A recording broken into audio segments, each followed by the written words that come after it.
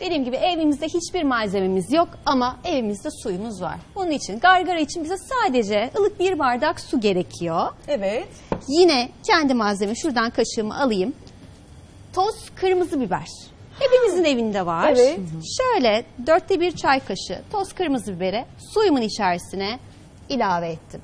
Himalaya tuzu, kaya tuzu, deniz tuzu, artık evlerimizde bu tuzların olduğunu varsayarak yine 1/4 ölçü. Ki olsun ben, artık rafine tuzları. burada bizim hiçbir, kayamız var. Beslenme uzmanı doktor tavsiye etmiyor. etmiyoruz. Himalaya tuzu. Ve yarım limonun suyunu biz bardağımızın içerisine, Hemen bunu böyle bir gargara yap.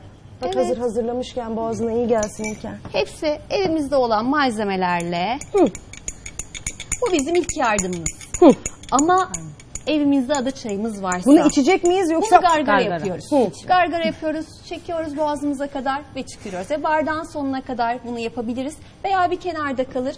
Yine öksürüğümüz geldikçe, boğazımızda hafif o ağrıyı hissettikçe yine bunu yapabiliriz. Ama evimizde ada çayımız varsa, ada çayı özellikle boğaz ağrılarında, boğaz iltihaplı durumlarında bilinen en iyi bitkilerden bir tanesidir. O yüzden hep diyorum, ada çayınız kış döneminde mutlaka evinizde olsun. Şimdi ona geçmeden önce bunu reklam arasında vereceğim sana. Bu hazırlamış olduğumuz gargarayı çocuklar yapabiliyorlar mı? Bir yaş sıkıntısı var mı? Yetişkin olmak mı Bununla lazım? ilgili yaş sıkıntısı yok ama gargara yapmak çocuklar için biliyorsunuz zor. Dediğim işte eğer 15 ağzını yaşında da- mesela. 15 yaşında artık biz Yetişkin diyoruz değil mi? Ben Yetişkin çocuk diyoruz. kendim çok büyüdüm ya.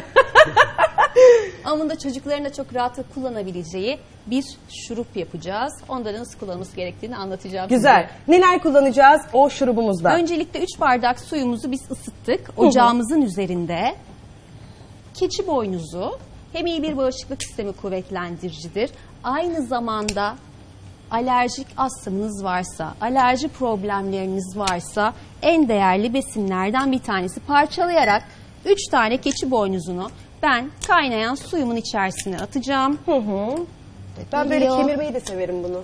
Tavşan Tabii. gibi. Takır takır. Özellikle şu an tam dönemi, tam yemelik. Yine şurada meyan köküm var. Onu da Burada beni kaybettiniz. Meyan kökün tadını sevmiyorum. Sevmiyorsun. Evet. O Ama as- operacılar çok ciddi kullanırlar ve özellikle ses için ses kısıklığında çok iyidir. Midenizde rahatsızlığınız varsa, mesela bir yemek yediniz ve hazımsızlık şikayeti çekiyorsunuz. Yine bunu biz bunun içinde çok rahatlıkla kullanabileceğiz. Dehşet. Böyle Bunlar- kemirebiliyor muyuz meyan kökünü? Tabii ki. Evet, Kemirmekte çok Ses rahatlıkla. tellerine de çok iyi geliyor. Çok Sesi iyi. kısılıyor. Ama En biz iyi. bunda mümkünse ılık benlik çayını daha çok öneriyoruz. Veya Ama tabii, balla, ya. zencefille, pekmezle, keçi boynuzunun tozu olabilir, özü olabilir ki tercihimiz her zaman özler. Artık biliyorsunuz doğru bildiğimiz yanlışlar da var. Pekmezleri iyi ama pekmezler kaynatılarak elde edildiği için içerisinde çok ciddi vitamin mineral kaybı oluyor. Artık teknoloji gelişti. Biz bunları sıkarak soğuk ekstrasyon yöntemleriyle alabiliyoruz. Bunlarla karıştırılabilir. Bir rengi de değişmeye başladı. Evet, rengi değişti. Bu şekilde tabii ki mümkünse üzeri kapalı bir şekilde bir 3-5 dakika arası biz bunu kaynatacağız. Şimdi zaten rengini vermeye başladı. Ben izleyicilerimiz de görsün diye hemen işleme başlamak istiyorum. Daha sonra ocaktan alıyoruz. Çünkü içerisine biz hibisküs ve kekik ilave edeceğiz.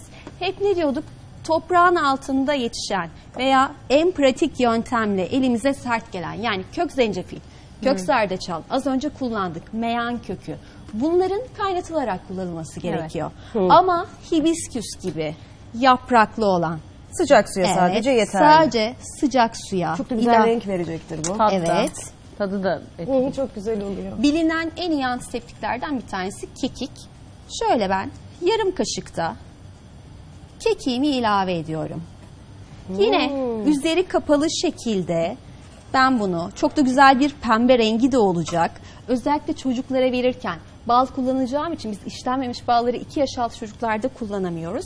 2 yaş üstü çocuklar macun formunda şeyleri tüketmek istemiyorlar. Dişlerine yapışıyor, damaklarına yapışıyor, Aynen öyle. yabancılaşıyorlar. Bitki çaylarını çok tüketmek istemeyebiliyorlar. Ki az önce ben kulak misafiri oldum beklerken. Çocuklara verebileceğiniz en sağlıklı ve içime en rahat çaylardan bir tanesi rooibos. Biz ona kırmızı çay diyoruz. Aktarlarda kırmızı çay olarak arattırırlarsa çok rahatlıkla. Faydalarını tekrar söyleyelim. Birincisi bağışıklık sistemi için çok önemli. İkincisi Yine bizim metabolizma hızımızı arttırıyor. Kolik bebeklerde biz çok kullanırız. Uyumayan, huzursuz, Aynen. anlamsız ağlayan Rahatlatıcı çocuklar. özelliği vardır. Uykuya geçiş probleminizi yaşıyorsanız içtiğinizde uykuya rahat geçersiniz ama sabah da dimdik ayakta kalırsınız. Bebeğe nasıl vereceğiz onu? Çay kaşığının ucuyla mı? Zaten bebek çaylarının birçoğunda içine baksınlar bitkiyi tanımadıkları için mutlaka rooibos vardır. Hamileler içebilirler mi? Şimdi hamilelik farklı Farklı bir bir şey. dönem olduğu için biz hekimlere danışmadan özellikle ilk 3 ayda bitki çayı kullanımını çok fazla önermiyoruz. Mesela yeşil çay içmeyecekler mi hamileler? Yani hiç mi bitki çayı içmeyecekler? Bir alışkanlık var çünkü. Şöyle söyleyeyim. Beyaz çay içmeyecekler Bizim mi? en çok tükettiğimiz ilk 3 aylık süreçte mide bulantısı nedeniyle zencefildir. Dünya Sağlık Örgütü'nün bir hamile için zencefil için sınırı günde 1 çay kaşığıdır. Bakın bu çok önemli bir ölçü. Yani Hassas. sizler fazla fazla içemezsiniz. Bir bardak çay hazırladıysanız kök zencefilden ve hamileyseniz bunu yudum yudum kullanmak zorundasınız. Dediğim gibi hamilelik çok özel bir Çok dönem başka olduğu bir şey, için dikkat edin. Sağlık Örgütü'nün bize kullanımını serbest bıraktığı bitkiler var. Ama belki ben burada söylerim, izleyicilerimizin aklında yanlış kalır. Dediğim gibi bunu bir uzman eşliğinde, iyi bir fitoterapist olabilir, bir herbalist, doktoru ile birlikte karar Hassasiyetini vermeleri sevdim. gerekiyor. Hande'cim tuttum seni.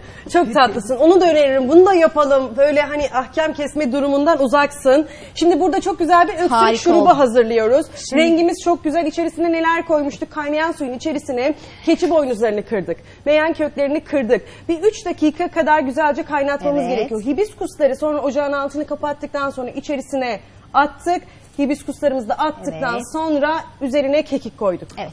Şimdi demlendi biz sohbet ederken. Bu arada hibisküs özellikle yine çocuklarda rahat kullanabileceğimiz. Çocuklar renkli bitki çaylarını da seviyor. Böyle hafif üşüttüklerini hissediyorsanız, hapşırmaları başladıysa çok güvenli ıhlamur ve hibisküsü rahatlıkla verebilirsiniz. Yine kan şekeri Ben yardımcı dengelemesinde. Elini yakma lütfen. Kan şekeri demlemesinde. Evet. Çok iyidir. Tabii hipoglisemik sendromunuz varsa bir anda biz kan şekerinin düşmesini istemeyiz. Yine izleyicilerin yaptığı yanlışlardan bir tanesidir bu. Şimdi onu bir sıcak sıcak mı içeceğiz o şurubu? Hayır. Şimdi bu oda sıcaklığına gelecek ve biz balımızı ekleyeceğiz. Çünkü neden? Ben bunu diyorum ki Sıcak siz hasta kullanmak. oldunuz ve boğazınız hasta. Kimse mutfağa gidip bitki çayı hazırlayacak hali bile olmaz. O yüzden bu bizim dolabımızda duracak. Bal iyi bir göğüs yumuşatıcısı, iyi bir antiseptik. Aynı zamanda hakiki bir bal içine girdiği zaman doğal bir koruyucu özelliğine sahip oluyor. Yani bizim bitki çayımız 3 ay boyunca buzdolabımızda bozulmadan çok rahatlıkla durabilecek. Çok güzel. Hazırlıyoruz ve Evet. 3 ay buzdolabına atıyoruz. Çok Oda güzel bir şey sıcaklığına söyledin. geldikten sonra Balımızı da katacağız. balımızı ilave edeceğiz. Gelsin o oda sıcaklığına. Bekleyelim Beklesin isterseniz. o. Sonra balımızı Propolis. katacağız ve bunu ne kadar sıklıkla? Günde Günde 3-4 defa çok rahatlıkla tüketebiliriz. bir yemek kaşığı, bir yemek Bir kaşığı. yemek kaşığı ama çocuklarda hemen ölçüyü biz aslında çocuklarda sadece yaş olarak değil boy ve kilo da bizim için önemlidir. Ona göre biz çocuğun kaldırabileceği dozları ayarlarız. Ama yumuşatsın, Ortalama böyle birer tatlı kaşık, kaşığı evet. çok rahatlıkla alabilirler. Harika bir öksürük şurubu hazırladık.